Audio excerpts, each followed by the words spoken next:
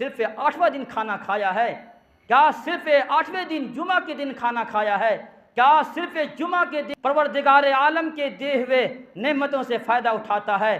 کیا صرف جمعہ کے دن اپنی آنکھوں سے دیکھتا ہے؟ کیا صرف جمعہ کے دن اپنے کانوں سے سنتا ہے؟ کیا صرف جمعہ کے دن اپنی زبان سے مزہ لیتا ہے؟ کیا صرف جمعہ کے دن منہ سے کھاتا ہے؟ کیا صرف جمعہ کے دن دکان کھولتا ہے؟ کیا صرف جمعہ کے دن اخبار پڑھتا ہے؟ کیا صرف جمعہ کے دن ٹیلی ویژن چلاتا ہے؟ کیا صرف جمعہ کے دن موبائل چلاتا ہے؟ کیا صرف جمعہ کے دن تمہارے گھر میں چولہا جلتا ہے؟ کیا صرف جمعہ کے دن تاروں سے فائدہ اٹھاتا ہے؟ کیا صرف جمعہ کے دن رب کی دی ہوئی نعمتوں سے چاند سے فائدہ اٹھاتا ہے؟ کیا صرف جمعہ کے دن رب العالمین کے ایک نعمت سے فائدہ اٹھاتا ہے؟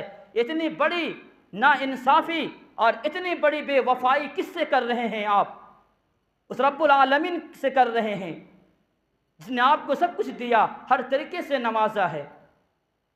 اس لیے آج جمعہ کا دن ہے، آج آپ کو عہد کر لینا ہوگا، آج عہد کر کے اٹھنا پڑے گا۔